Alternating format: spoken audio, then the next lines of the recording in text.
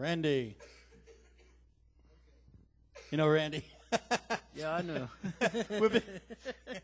Randy, I'm going to pay you the biggest compliment. Oh, I thought you were just going to pay me. Yeah. Well, no, I'm not going to pay you. You don't have to I'm going to pay you the anything. biggest compliment I could pay a singer-songwriter. And you may be surprised what that compliment is. The first song you did reminded me of Robert Johnson. To me, that's the Godhead. No, really, the Big Bad Dog, right? Big Dog Blues. Big Dog Blues. Big Dog Okay, Blues. I got it wrong, but it's not that it sounded like Robert Johnson. It just had the feeling. You know, it didn't really have the his particular style, but and it's about the different blues traditions, Oh, yeah. obviously, and that particular song follows a type of tradition of using something to mean something else. Am I right? Right. But I should let you talk about your song now, or maybe not. Actually, it was a song about a buddy of mine that I used to work with. He always walked around. He's buff, Oh, okay. you know, and he was always looking for women. So you kind of had him in mind as being the dog. He's the there. big dog. Okay. You think of a lot of those old blues songs, and there's a lot of sexual innuendos, double entendres, and sometimes they get really, really funny. Oh, yeah. How many of those songs do you know, by the way? What are the old originals? They're hard to find. I do a lot of my songs. Got like Jelly Roll. Is a Jelly Roll's good, yeah. From Jelly Roll Morton. Biscuit Roller. Okay. That's another one. Recently, Aerosmith, or I don't know how recently, they covered Big 10-inch. Big 10 record that plays the blues, But there's a more obscure song called "The Coal Man." For everyone, in Western Pennsylvania who still have an old house with a coal cellar. I'm old enough to sort of remember my grandparents had a coal cellar, Yep. and this We had blues one. song was how did it go? I'm the coal man, baby, selling the hottest stuff in town. And then there was something about opening the chute and shoving it in, but I'm not sure exactly how. But it was great. It was a lot of fun. Well, there's a blues song where he says that I'm a doctor, baby. I'm going to give you my needle. There you go. Okay, some sort of implied injection. I see what you mean. Yeah, implied injection. Anyway, I should ask you the standard questions. I don't know if you were picking up on what I've been laying on people here tonight. And I know it sounds kind of trivial, but do you hear music in weird places? And if so, where?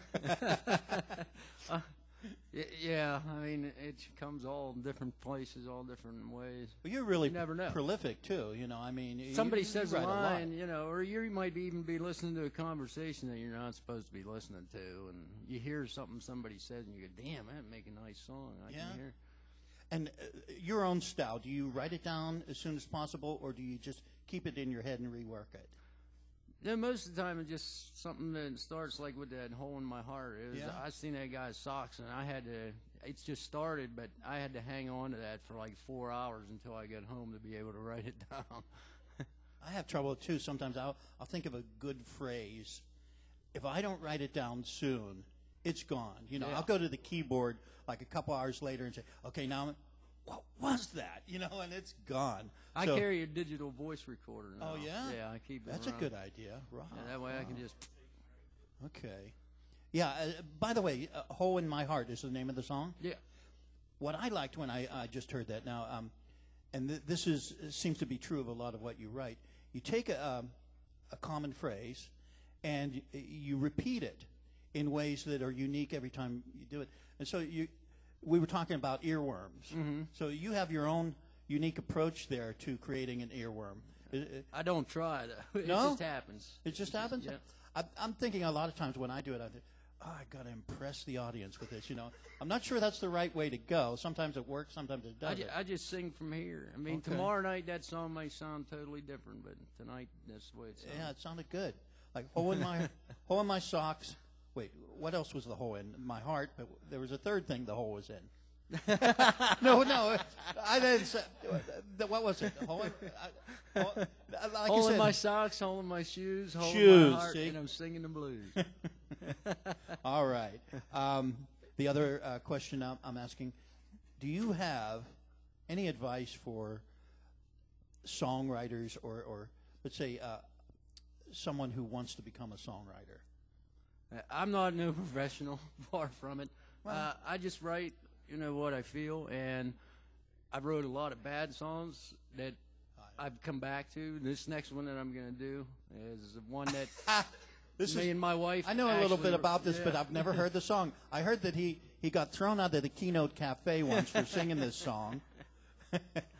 But sounds like you want to get to it. Me and my wife started writing it actually Yeah. like 24, 25 years ago, and I just put the verses to it. And not too Have you long. ever put it on, I was going to say on disc, on CD? Actually, it is, because I used that digital recorder, and I Okay. uploaded it to a computer, turned it into an MP3 files, and other than the squeaking chair and these things, this CD sounds just about as good as what I got out of the studio. Really? Yeah. Okay.